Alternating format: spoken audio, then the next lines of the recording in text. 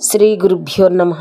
మద్గురుదేవులు చినరామచంద్రయార్లు వారి పాదపద్మములకు నమస్కరించుకుంటూ, శ్రీ సత్యానంద సత్యమయ్యార్లు వారికి నమస్కరించుకొని, శ్రీమద్భాగవత కృష్ణదేశకేంద్రులు వారు రచింపబడిన శక్తిద్వయ నిరాసకంబైన శుద్ధ నిర్గుణతత్వ కందార్థ దరువుల నుండి 12వ అధ్యాయము బోధ పఠన లక్షణం నుండి 13వ కందార్థము క్రమసంఖ్య 211.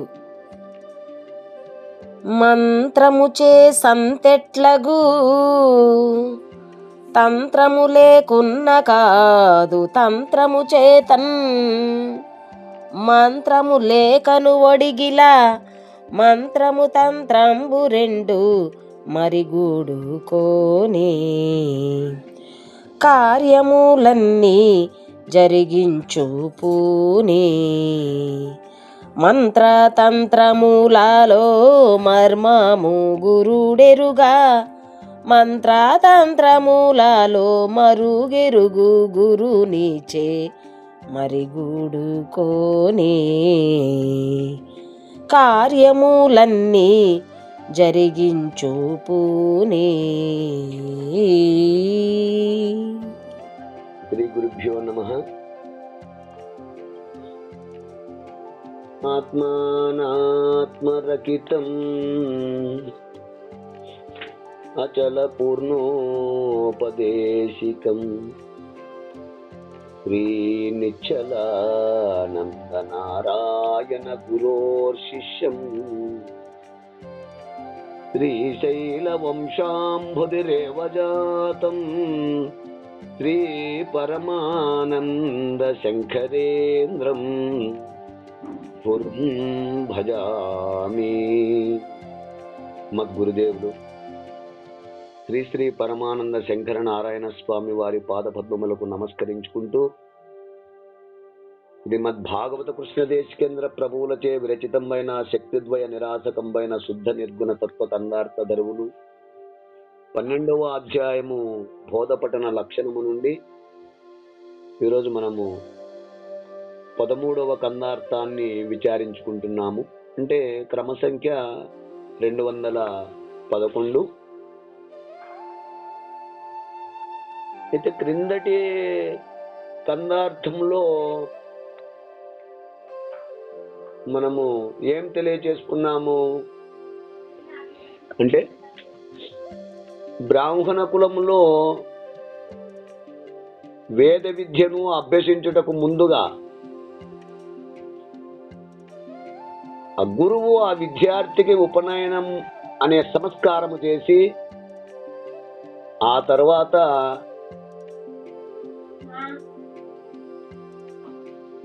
వేద విద్యను చెప్పును. అట్లు వేదమును చెప్పుకొనిన వాడే బ్రాహ్మణుడు, ద్విజుడు, విప్రుడు అని అనిపించుకొని పూజకు పూజార్హుడగును. అట్లు కానిదే ఉపనయన సంస్కారము లేనిదే బుద్ధి కుశలతచే అపుస్తక రీతిగా వేదమును అభ్యసించినచో, అంటే అట్టి వాణిని బ్రాహ్మణుని వలె పూజించరు.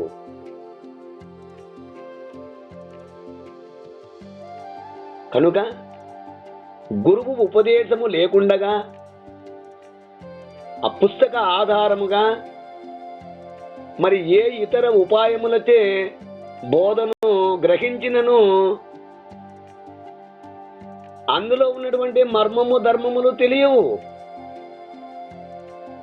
మర్మము తెలిస్తే ధర్మము తెలియదు, ధర్మము తెలిస్తే మర్మములు తెలియక బోధస్థుడు కానేరడు, చపలుడే. బోధస్థుడు అనగానే ఏంటి అంటే అధికారి, అంటే ఇతరులకు అంటే శిష్యుడికి బోధ చెప్పుటకు అర్హుడు కాలేడు, పుస్తక జ్ఞానముతే బోధ చెప్పలేడు. కనుక బోధస్థుడు కానేరుడు, చపలుడే, అతను కపటాచిత్తుడు. కనుక ఇట్టివారు శుశ్రూషచే బోధ తెలిసిన సజ్జనునితో సమానుడు కాడు అని మనము క్రిందటి కన్నార్థములో మరి విచారించుకున్నాము. ఇక తదుపరి కన్నార్థము మరి 12వ అధ్యాయము బోధపఠన లక్షణములో 13వ కన్నార్థాన్ని ఈరోజు మనము విచారించుకుంటున్నాము. అంటే క్రమ సంఖ్య 211. ఈ 211 కన్నార్థము హితోపదేశమే చేయుచున్నారు.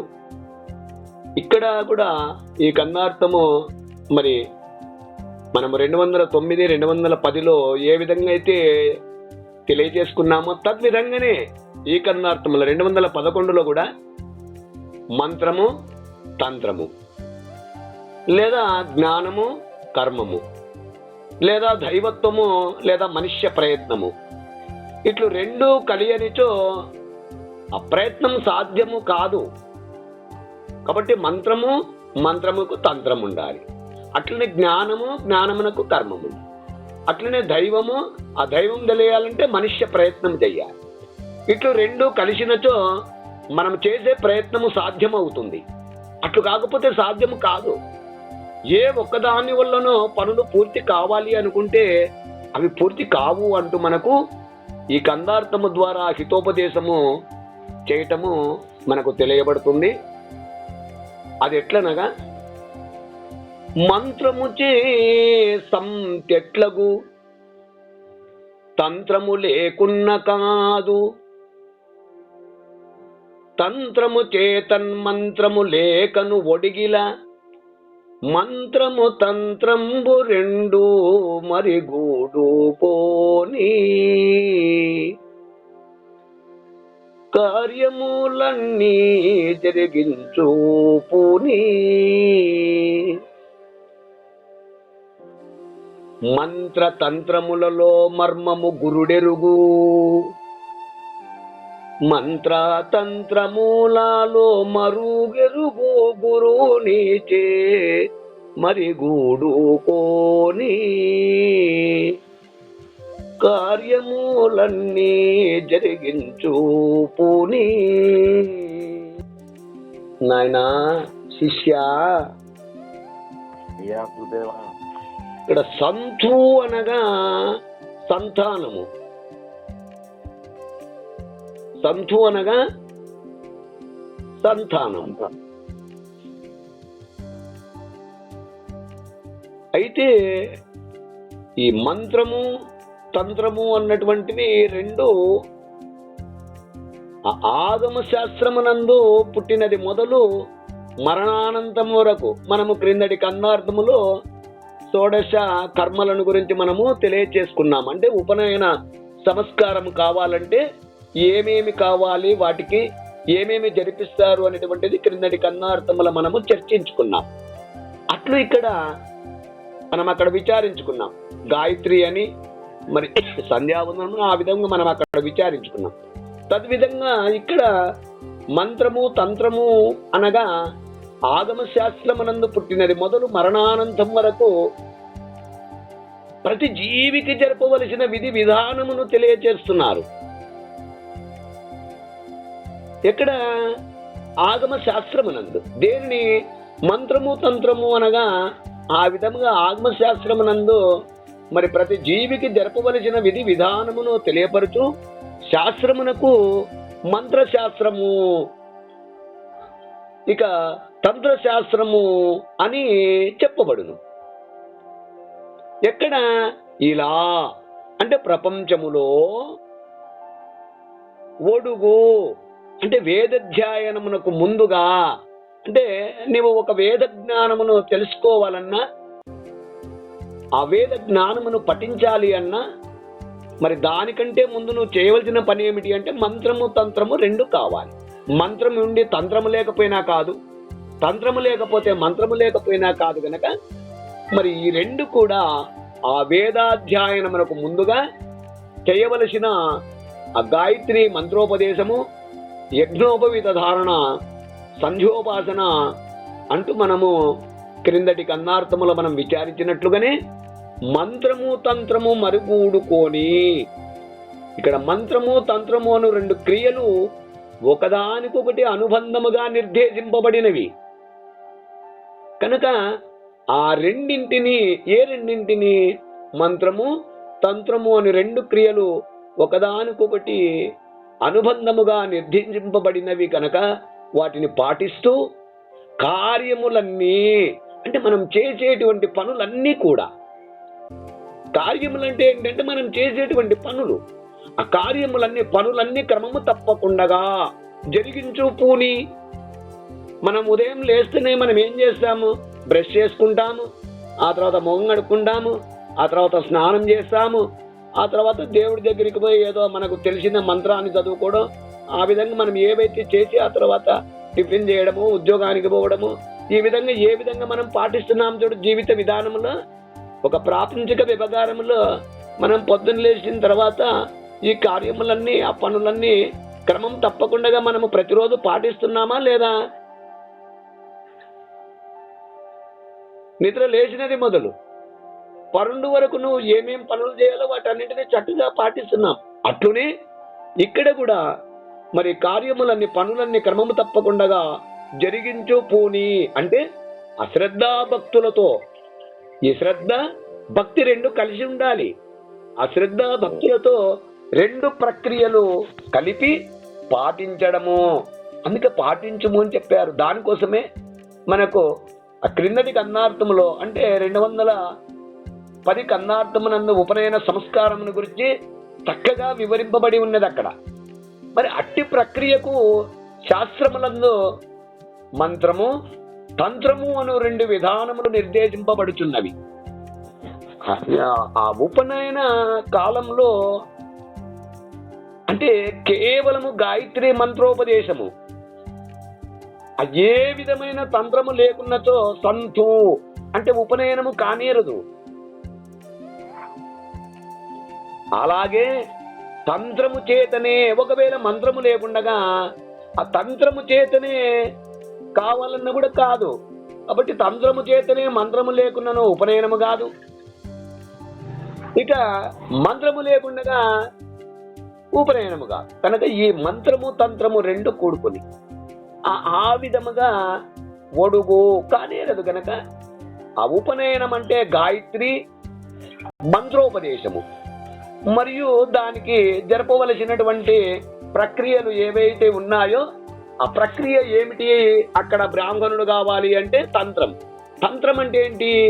అంటే మంత్రము అంటే గాయత్రి మంత్రోపదేశమును చెప్తాడు ఎవరు? వారి గురువు. అట్లు ఇక్కడ గురుమూర్తి దగ్గరికి ఉపదేశం వచ్చినప్పుడు మరి గురుమూర్తి కూడా మంత్రదీక్షను మనకు ఏ విధంగా ఇస్తాడో దాన్ని మరి మంత్రదీక్ష అంట. ఇక తంత్రము, అక్కడ తంత్రము బ్రాహ్మణుడు ఆ ఉపనయన గాయత్రి మంత్రము చెప్పిన తర్వాత దానికి సంధ్యావందనం ఏ విధంగా చేసుకోవాలి, దానికి ప్రక్రియ ఎట్లు చేయాలి అని మళ్ళీ తర్వాత తంత్రము ద్వారా అగ్ని హోత్రము క్రియ, యజ్ఞోపవీత సంస్కారము, ఈ రెండు మరి మంత్రతంత్రములతో కలిసి ఉంటాయి. మన ఆ తర్వాత ఆ గాయత్రి మంత్రం చెప్పిన తర్వాత ఆ రోజు ఎన్నో చేస్తాడు, హోమం చేస్తాడు, అగ్నిహోత్రముతో క్రియ, యజ్ఞోపవీతం వేసిన తర్వాత సంస్కారములన్నీ, కావాల్సినటువంటి సంస్కారములన్నీ క్రియ విధంగా, అంటే ఆ తంత్రము అంటే ఏంటంటే క్రియా విధంగా. అట్లనే మనకు కూడా ఇక్కడ గురుడు ఉపదేశం ఇచ్చిన తర్వాత చూడు ఏం చేస్తున్నాడు, మంత్రదీక్షను ఇచ్చిన తర్వాత ఏం చేస్తున్నాడు, మనకు కూడా గురుమూర్తి మరి స్వస్తిని మొదలుకొని సాంఖ్యము, తారకము, అమనస్కము, మహావాక్య విచారణ, అట్లనే మరి మహావాక్య విచారణ అయిపోయిన తర్వాత ఇంకా మొదటి నుంచి సభా విజ్ఞాపననియు, ఆ తర్వాత చూడు ఎంత క్రమ పద్ధతిగా అంటే గురు శిష్య అన్యోన్య దర్శనమనియు, అచల లక్షణమనియు, ఆ విధంగా స్టెప్ బై స్టెప్ మనకు ఏ విధంగా పూర్ణబోధన గురుమూర్తి మనకు అందిస్తున్నారో అదంతయు కూడా మంత్ర దీక్ష అయిన తర్వాత తంత్రము ద్వారా అంటే గురు వాక్యము ద్వారా ఈ రెండు ప్రక్రియలు లేనిదే. కాబట్టి అట్లు శిష్యుడికి ఉపదేశము జరిగినప్పుడు శిష్యుడు ముందుగా గురుమూర్తికి పాద పూజ చేసి షోడశ పద్ధతిగా మరి 16 విధములుగా గురుమూర్తికి శిష్యుడు కూడా ఇక్కడ మొట్టమొదట మరి గురుమూర్తికి పాద పూజ చేసి తనుమనధనములు గురుమూర్తికి చక్కగా వంచన లేకుండా ధారపోసిన పిమ్మట ఆ గురుమూర్తి మంత్రోపదేశము చేయడు. ఆ మంత్రోపదేశం చేసిన తర్వాత ఏం చేస్తున్నాడు? వదిలిపెడుతున్నాడా? లేదు. ఆ మంత్రము యొక్క అర్థమును, ఆ మంత్ర రహస్యమును, మంత్ర నిగూఢత్వమును మరి ఆ మంత్రము ఆ విధముగా నీకు తెలియచేస్తున్నాడు. అర్థం మాత్రమే గురుమూర్తి శిష్యునికి చక్కగా తెలియచేయుట. అయితే ఇది సరిపోతుందా అంటే మంత్రము, మంత్రార్థము, మంత్ర రహస్యము తెలియచేస్తేనే సరిపోతుందా అంటే సరిపోదు. మంత్రముతో సరిపోదు. కనుక మరి కొందరు చేస్తూ ఉంటారని చెప్తూ ఉంటారు లోకములో, మనము వింటూ ఉంటాం. ఈ మధ్య కాలంలో ఆచారం అయిపోయినదని ఆ తంత్రములైన ఆ గురు పూజ గురించి, తనుమనధనములు దారపోయేట గురించి ఏమాత్రమును తెలియచేయటం లేదు అంటూ మనకు కొంతమంది తెలియచేస్తూ ఉంటారు. సరే, అట్లున్ని కాకుండా ఇక్కడ కృష్ణదేశ కేంద్రుల భావము. అయితే అట్లు కాకుండా గురు పూజ కాలమునందే మంత్ర రహస్యములు, తంత్ర రహస్యములు కూడా శిష్యునికి తెలియజేయవలసినని, ఎంత అవసరం ఉన్నదని అక్కడ ఉపదేశము చేసేటప్పుడే మొట్టమొదటనే ఆ యొక్క గురుమూర్తి శిష్యునికి ఇవన్నీ కూడా మంత్రము, మరి ఆ మంత్రం యొక్క రహస్యము, తంత్రం యొక్క రహస్యమును కూడా శిష్యునికి తెలియచేయాలని మరి శ్రీమద్ భాగవత కృష్ణదేశ కేంద్రులు ఈ పద్యము ద్వారా మనకు చక్కగా తెలియజేయడం జరుగుతుంది. కాబట్టి ఆ మంత్ర తంత్రములలో మర్మము గురుడెరుగు. శివుడు ఏం చెప్పాడు? అందుకని ఆ కృష్ణదేశ కేంద్రంలో ఏం చెప్పాడు? అవి రెండు ఎవరికి తెలుసును అంటే గురుమూర్తికి మాత్రమే తెలుసును. కనుక ఇతరుల శాస్త్రముల్లో ఉండకపోవచ్చు, శాస్త్రములో మంత్రాలు ఉండొచ్చును. మనము చూస్తూనే ఉన్నాము. శాస్త్రములలో మంత్రాలు మనకు ద్వాదశి ఉన్నది, షోడశి ఉన్నది, పంచదశి ఉన్నది. చదివినంత మాత్రమే తెలియదు. మనం ఒక అచల సాంప్రదాయంలోనే కాదు, ఆ మంత్రాలు మరి అద్వైత సిద్ధాంతమునందు కూడా, ఇతర గ్రంథముల యందు కూడా ఆ మంత్రాలు